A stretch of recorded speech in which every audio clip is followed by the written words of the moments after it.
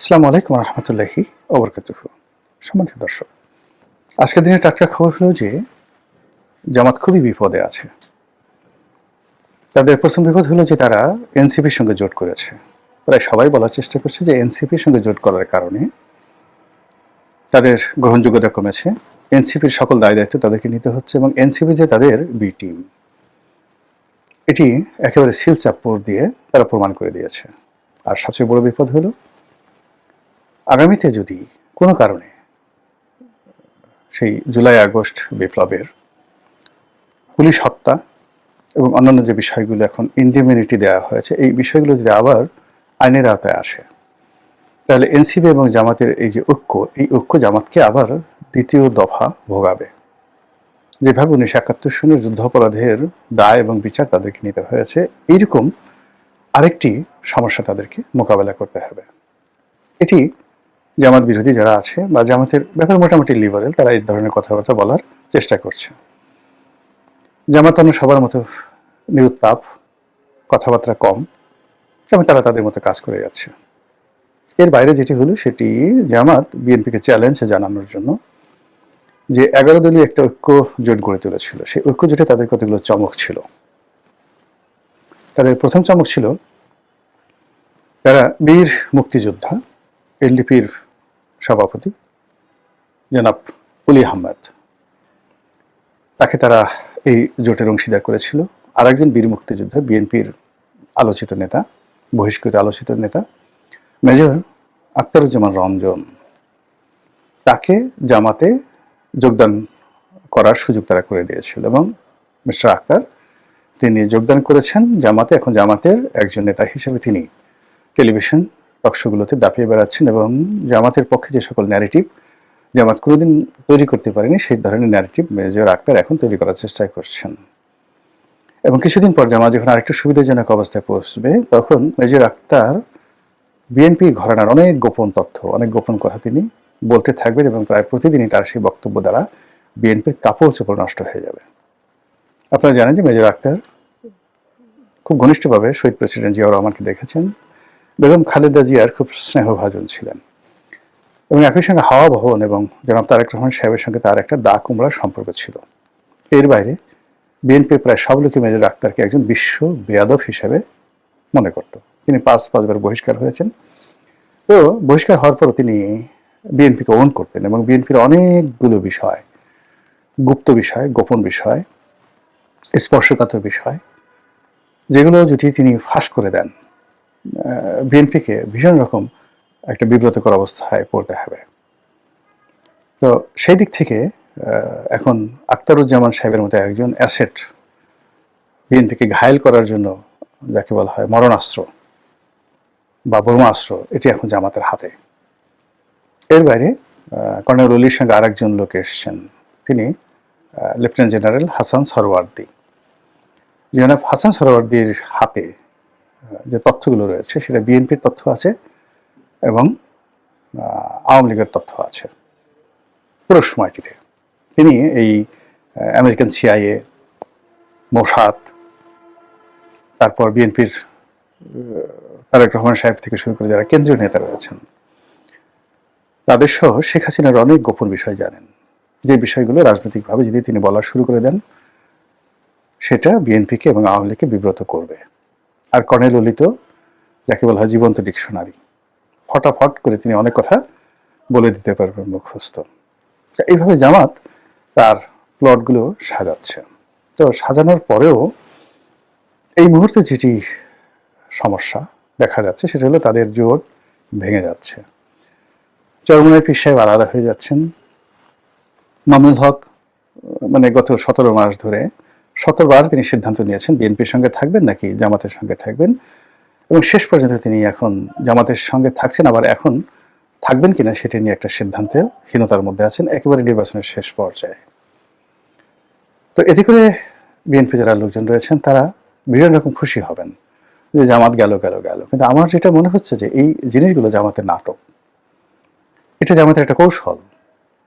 এবং এই যে জামাত এর যে ঐক্য যদি ভেঙে যায় সেটাও কৌশল, আর যদি ঐক্য আবার ফিরে আসে সেটাও কৌশল। অর্থাৎ আপনার যে অ্যাটেনশন, জনগণের যে অ্যাটেনশন, সেই অ্যাটেনশনটি এখন চলে আসছে জামাতের দিকে।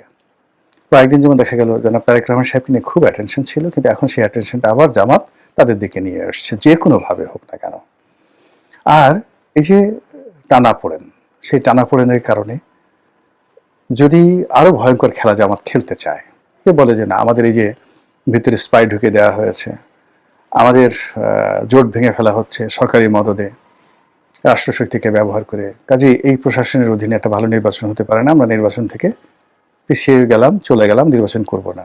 1996 সনের 15ই ফেব্রুয়ারি নির্বাচন হতে তারা ছিলেন না। বিএনপিকে তারা বহুবার বিপদে ফেলেছে। তো এইবার যদি তারা ঠিক জামাতের মতো একটা দল এনসিপিকে নিয়ে নির্বাচন থেকে তারা সরে পড়ে, ওটা সামাল দেওয়ার ক্ষমতা বিএনপিরও নেই, ডক্টর মোহাম্মদ ইউনূসেরও নেই। এবং সেক্ষেত্রে এই যে এখন যে সকল খেলাধুলা হচ্ছে, এটাকে তারা একটা ওসিলা হিসেবে নিতে পারে। এক। 2 নম্বর হলো যে এই যে জোট, সেই জোটকে যদি আবার তারা পুনর্গঠন করে, সেক্ষেত্রে আগামী যে 3 সপ্তাহ সময় আছে নির্বাচনের, এই 3 সপ্তাহ সময়ের প্রতি মিনিট বাংলাদেশের রাজনীতির জন্য, বিএনপির জন্য একটা বলতে গেলে রোজ হাসরের যে অবস্থা, শেষ কর্মদিবসের সময় মানুষের যেমন একটা তাড়াহুড়ো থাকে, ওইরকম একটি অবস্থা তৈরি হয়ে যাবে। এবং ইতিমধ্যে আপনারা জানছেন যে আজকের দিনের খবর হলো ডক্টর মোহাম্মদ ইউনূস জনাব তারেক রহমান সাহেবকে দাওয়াত দিয়েছেন চা খাওয়ার জন্য, চা নাস্তা খাওয়ার জন্য। এটাও একটা ঝামেলা তৈরি করবে, ভীষণ রকম ঝামেলা তৈরি করবে, যে এখন তারেক রহমান সাহেবের সঙ্গে ডক্টর মোহাম্মদ ইউনূসের চা নাস্তা খাওয়ার কোনো প্রয়োজন নেই, নিড নট। ইলেকশনের শিডিউল ঘোষণা হয়ে গেছে। তো তিনি অন্য সব রাজনৈতিক নেতৃবৃন্দের মতোই ডক্টর ইউনূস কর্তৃক, বঙ্গভবন কর্তৃক, সরকার কর্তৃক তিনি যাকে বলা হয় মূল্যায়িত হবেন। এরবারে কেউ যদি তাকে একটু বেশি দেখানোর চেষ্টা করে বা একটু কম দেখানোর চেষ্টা করে, ওখানে ঝামেলা। এই যখন তাকে আলাদা করে চায়ের দাওয়াত দেওয়া হলো, এটা নিয়ে জামাত হয়েছে শুরু করবে। এবং এই চা ওনার কাছে রীতিমতো হেমলকে পরিণত হয়ে যাবে, যে এটা কি খেলাম। এখন ডক্টর মোহাম্মদ ইউনূস কেন তাকে এই সময়টাতে চায়ের দাওয়াত দিলেন, আর উনি এই চায়ের দাওয়াতে কেন যাবেন, বা আমি জানি না এখনো তিনি সিদ্ধান্ত নিয়েছেন কিনা যাবেন কিনা, এটা আমার মাথায় ঢুকছে না। ঢুকছে না এই কারণে যে কি বলবো, 2009 সনে আমি প্রথম দেখলাম যে প্রশাসনের অনেক গুরুত্বপূর্ণ পদ এবং পদবিগুলোতে জামাতের লোক গিজ গিজ গিজ গিজ করছে। প্রধানমন্ত্রীর কার্যালয়, শেখ হাসিনার কার্যালয়, ক্যাবিনেট ডিভিশন, মানে ক্যাবিনেট সচিব, মানে যে কজনই ক্যাবিনেট সচিব হয়েছেন, আমি নাম বলবো না, আপনি খুঁজে দেখেন, শেখ হাসিনার জমানাতে প্রায় সবাই জামাতের লোক ছিলেন। এবং শেখ হাসিনা আওয়ামী লীগের যে কোনো লোকের চাইতে এই জামাতের লোকদেরকে বেশি ভালোবাসতেন, তারপরে নির্ভর করতেন। এবং আওয়ামী লীগের কোনো লোক যদি এসে এদের বিরুদ্ধে কোনো কথা বলতো, সঙ্গে সঙ্গে তিনি রিয়াক্ট করতেন।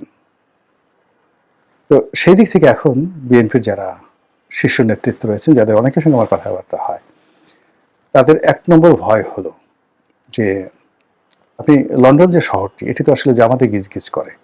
লন্ডনে বিএনপি, আওয়ামী লীগ, মানে যারা খুব হই হুল্লোড় করে, মানে এ সকল নেতাদেরকে আপনি হাতে গুনতে পারবেন। কিন্তু বাংলাদেশের কমিউনিটিকে গাইড করে, লিড করে, তারপরে যেটাকে বলে কনভিন্স করে, তারপরে যেটাকে বলে কনফিউজড করে, যে বৃহৎ একটা রাজনৈতিক শক্তি, সেই শক্তিটা হলো জামাত এবং গুপ্ত। লন্ডনের মতো জায়গাতে তারা গুপ্ত।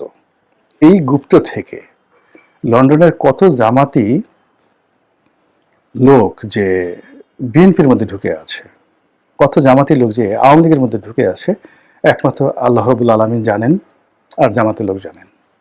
তো জামাতের যে তার ঢুকে থাকার ক্ষমতা বা ঢুকিয়ে দেওয়ার ক্ষমতা, এটি এমন একটা পর্যায়ে যে শেখ হাসিনা এখন যেই জায়গাতে আছেন, সেখানে গিয়ে ওবায়দুল কাদের দেখা করতে পারেন না। সেখানে ইচ্ছে করলে কলকাতাতে যারা আছেন প্রভাবশালী আওয়ামী লীগের নেতা, তারা যেতে পারে না। কিন্তু এমনও হতে পারে, দেখা গেল যে শেখ হাসিনার সঙ্গে একেবারে কাজের মেয়ে রহিমার মতো যদি কেউ থেকে থাকেন, ওই মানুষটি যে জামাতের না, এ কথা আমি বুকে হাত দিয়ে বলতে পারবো না। একই ঘটনা এখন তারেক রহমান সাহেবের লন্ডনে যারা খুব ঘনিষ্ঠজন ছিলেন, যাদেরকে ট্যাক্সও না দিয়ে, আমি ট্যাক্স না বলে ট্যাক্সও বললাম, যাদেরকে ট্যাক্সও না দিয়ে বিএনপির কোনো নেতা বাংলাদেশে গিয়ে দেখা করতে পারতেন না, এবং লন্ডনের কোনো নেতা, এমনকি মালেক সাহেবের মতো প্রভাবশালী লোকজন যাদেরকে ট্যাক্সও না দিয়ে তারেক রহমান সাহেবের কাছাকাছি যেতে পারেন নাই, এরকম অনেকের ব্যাপারে এখন খোদ বিএনপির যারা লোকজন তারা বলার চেষ্টা করছেন এরা জামাতের লোক, এরা জামাতের গুপ্ত লোক, এবং এখনো পর্যন্ত সেই গ্রুপটি বিএনপি রাজনীতি নিয়ন্ত্রণ করছে। এবং তার একটা বাস্তব উদাহরণ, এই যে ঢাকার যে মিরপুর আসনে সানজিদা তুলির যে মনোনয়ন, আমি জাস্ট অনেকগুলো উদাহরণ দিতে পারবো, অনেকগুলো মনোনয়নের উদাহরণ দিতে পারবো, আমি শুধু একটা উদাহরণ আপনাকে দিলাম যে এই উদাহরণে এই সানজিদা তুলির মনোনয়ন দেওয়া হলো, সেই মনোনয়নে যাকে বলা হয় ওখানে এসে খালেক পরিবারকে বঞ্চিত করা হলো এবং তুলিকে দেওয়া হলো। কেন? কে করলো? এবং উদ্দেশ্য কি? আলটিমেট এটার গোল কি? ওখানে ইলেকশন যেভাবে হোক সানজিদা তুলি থাকলে এখানে তুলি পরাজিত হবে, মীর কাসিম সাহেবের ছেলে বিজয়ী হয়ে যাবে মিরপুর জায়গাতে। আর যদি নেতাকর্মীরা সবাই নামে সেক্ষেত্রে স্বতন্ত্র প্রার্থী যদি সাজু থাকে ঠিক শেষ পর্যায়ে সে হয়তো পাশ করতে পারে। তো এই যে এরকম একটা জিনিস সেখানে কেন হলো, কিভাবে হলো? কিংবা ঢাকা 10 আসন যেটা ধানমন্ডি আসন, এখানে কেন ওই রবিউলকে দেওয়া হলো, কেন ব্যারিস্টার অসীমকে দেওয়া হলো না? কিংবা জনাব তারেক রহমান সাহেব ঢাকা 17 আসনে উনি যে প্রার্থী হলেন শেষ সময়, কে তাকে এখানে প্রার্থী হতে বললো বগুড়ার পরিবর্তে গুলশানের মতো জায়গাতে? মানে মূল ব্যাপারটা হলো ঢাকা 17 আসন বা ঢাকা 10 আসন, গুলশানের যে আসনটিতে পার্থক্য দেওয়া হতো, আর যেখানে যাকে বলা হয় ধানমন্ডিতে মাহবুবউদ্দিন খোকন না ব্যারিস্টার যেটা মাহবুবউদ্দিন সাহেব ছিলেন, কিন্তু এটা আসলে আওয়ামী লীগের সিট। তো সেখানে এই যে হঠাৎ করে দুজন প্রার্থী দুজনই যোগ্যতা সম্পন্ন, কিন্তু রবিউলকে দেওয়া হলো, অসীমকে সেখানে বঞ্চিত করা হলো। কারণটা কি? এগুলো আপনি যখন বুঝতে পারবেন তখন দেখবেন যে বিএনপির অভ্যন্তরে অনেকগুলো মানে শক্তি সেখানে কাজ করছে।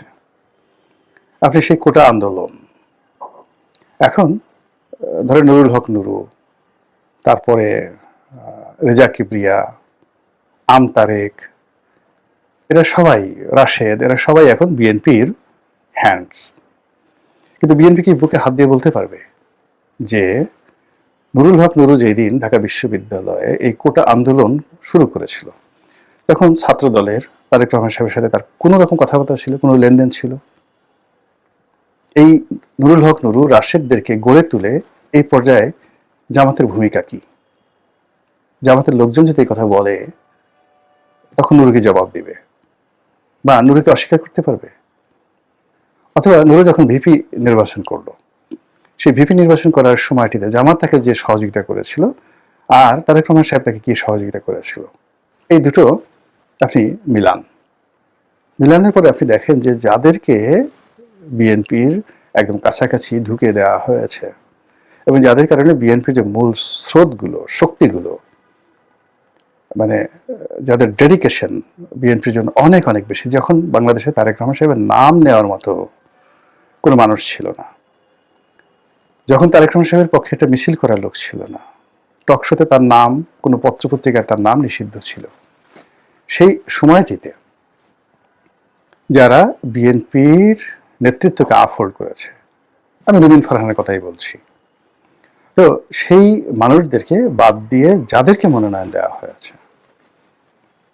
তো এখন যেমন জুনায়েদ হাবিবি, এখন জুনায়েদ হাবিবি ওই এলাকার একজন আলেম, ওয়াজের মাঝে বক্তব্য করেন, কিন্তু এমপি গিরি করার জন্য ফজলুল হক আমিনী সাহেবের যে অবস্থা ছিল সেই অবস্থায় জুনায়েদ হাবিবি এখনো পৌঁছেননি। তাকে যদি আপার হাউসে দেওয়া হতো, অন্য একটি আসনে দেওয়া হতো, এটা ভালো হতো, দেখতে সর্বাঙ্গীন সুন্দর হতো। কিন্তু যে ভূমিকা রুমিন ফারহানা রেখেছেন সেই ভূমিকার বিপরীতে এখন তাকে ঠেলে ঠেলে যখন বিরোধী পক্ষে ঠেলে দেওয়া হলো, ভবিষ্যতে রুমিন ফারহানা যদি জামাতে যোগদান করে, যদি সে আওয়ামী লীগে যোগদান করে, আমি তো আশ্চর্য হব না মেজর আক্তারের মতো। তাহলে এই যে টোটাল জিনিসগুলো একটা এলোমেলো হয়ে গেছে এবং প্রত্যেকটা যেখানে বিএনপি হিসাবগুলো এলোমেলো করে দিয়েছে এবং বিএনপির নর্মাল মানুষ বিএনপির কাছ থেকে যে আশা করেছিল সেই আশাগুলো তারা সেখানে একটা রিভার্স রেজাল্ট দিয়েছে। প্রত্যেকটা জায়গাতে আমার কাছে মনে হচ্ছে জামাতের এটা গুপ্ত চাল দিয়েছে, জামাত গুপ্ত চাল দিয়েছে।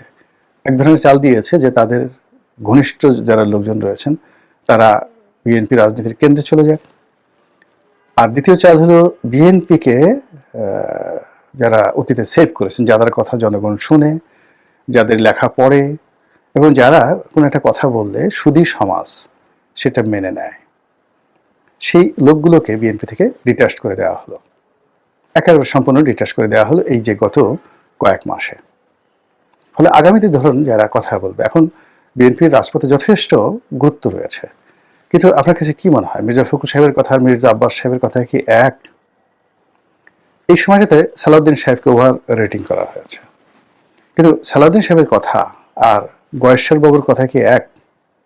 গয়েশ্বরচন্দ্র রায়ের কখনো এক হবে না। গয়েশ্বর বাবুর যে ওয়েট, সেটা সালাউদ্দিন সাহেবকে আরো 10 বার মানে তাকে জন্ম নিলেও তিনি একজন গয়েশ্বর বাবু হতে পারবেন না। এই যে জায়গাগুলো মানে অনেকগুলো দেখবেন যে বিভেদ বিসংবাদ অনেকগুলো জিনিস তৈরি করা হয়ে গেছে, যার ফলে কি হলো বিএনপি যদি সুসময় আসে সেই সুসময়টাকে আফোর্ড করার জন্য, কন্টিনিউ করার জন্য তাদের যে ম্যান পাওয়ার দরকার সেই ম্যান পাওয়ারটা ধরে গেছে। আর বিএনপি যদি দুঃসময় আসে সেই দুঃসময়ে বিএনপির পক্ষ অবলম্বন করার জন্য যে লোকগুলো দরকার সেই লোকগুলো একটু এখন বিএনপির মধ্যে নেই। ফলে কি হলো, এই জায়গাতে জামাতের যে গুপ্ত রাজনীতি, গুপ্ত পলিসি, এই গত 17 মাসে উইদাউট আওয়ামী লীগ তারা যা কিছুই করছে ধীরে সুস্থে প্রত্যেকটা সময়কে শেষ পর্যন্ত যেভাবে নিজেদের পক্ষে রাখার চেষ্টা করছে এবং প্রতিপক্ষকে বিতর্কের মধ্যে ঠেলে দিচ্ছে, এটা যে কোথায় গিয়ে শেষ হবে একমাত্র আল্লাহ রাব্বুল আলামিন ছাড়া কেউ জানে না। আসসালামু আলাইকুম ওয়া রাহমাতুল্লাহি ওয়া বারাকাতুহু।